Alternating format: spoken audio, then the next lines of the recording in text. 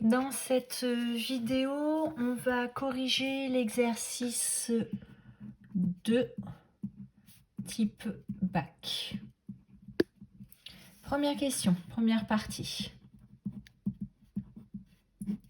On me demande de déterminer le sens de variation de la fonction f.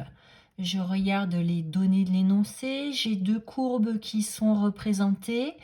Une qui représente la fonction f', l'autre qui correspond à la fonction f seconde. Il y a un lien entre f et f'. Si je connais le signe de f', j'en déduis les variations de f. Je vais donc, dans la première question, dresser le tableau de signes de f'. Donc f', c'est une fonction qui est positive sur l'intervalle 0, 1. Qui s'annule en 1 et qui est négatif sur l'intervalle 1, 5. J'en déduis donc les variations de f. F est donc croissante sur l'intervalle 0, 1 et décroissante sur l'intervalle 1, 5. Deuxième question. On me demande de trouver sur quel intervalle la fonction f est convexe. Pour la convexité, je vous rappelle qu'il y a 3 stratégies. Je vais les passer en revue, les 3 stratégies. Première stratégie, elle concerne la fonction f. Il faut qu'on m'ait dessiné sa courbe représentative et que je sois capable de dire si la courbe est au-dessus ou au-dessous de ses tangentes sur un intervalle.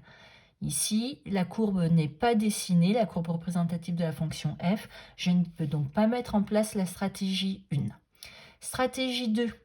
Je peux mettre en place la stratégie 2 à condition que je connaisse les variations de f'. Il se trouve qu'ici, on m'a dessiné la courbe représentative de la fonction f'. Je peux donc mettre en place cette stratégie. Par exemple, je vois que la fonction, elle est f', donc les variations de f'. Je vois que la fonction, elle est décroissante sur l'intervalle 0, 2 et croissante sur l'intervalle de 5. Grâce à cette ligne-là, j'arrive à voir la convexité de f. Je peux dire que f est concave sur l'intervalle 0, 2 et convexe sur l'intervalle 2, 5. Ça, c'est avec la stratégie 2. Donc là, j'ai mis en place la stratégie 2, à savoir le tableau de variation de f'. Mais j'aurais pu mettre en place la stratégie 3. En effet, si je connais le signe de f seconde, donc par exemple ici, f seconde de x, elle est négative entre 0 et 2. Elle s'annule en 2 et elle est positive entre 2 et 5. Quand je connais le signe de f seconde dans la stratégie 3, j'arrive à avoir des informations sur la convexité de f. Je peux dire que f est concave sur l'intervalle 0, 2 et convexe sur l'intervalle 2, 5. Heureusement, je retrouve les mêmes résultats. Donc, je choisis soit la stratégie 2, soit la stratégie 3. Et je n'oublie pas de répondre. F est donc convexe sur l'intervalle 2, 5. 2 inclus, 5 inclus. Question numéro 3. On me demande de parler du point d'inflexion. Pour le point d'inflexion, on a là aussi 3 stratégies. Stratégie 1, au niveau du point d'inflexion, la courbe représentative de la fonction f traverse la tangente au point d'abscisse, au niveau du point d'inflexion. Il se trouve qu'ici, la stratégie 1, on ne peut pas la mettre en place parce qu'on n'a pas la courbe représentative de la fonction f. Restent les 2 autres stratégies.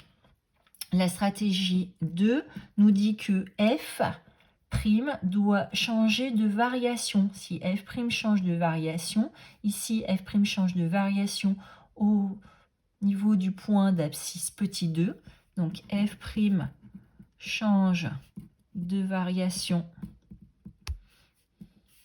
au point d'abscisse 2. Ça, c'est si je regarde la stratégie 2.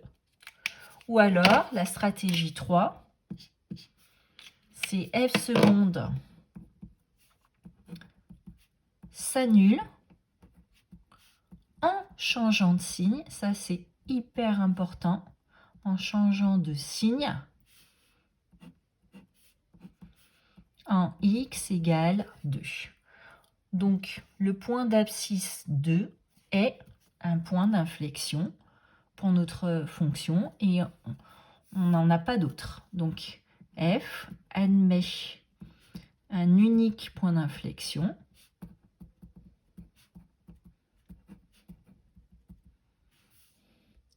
son abscisse est 2. Partie B.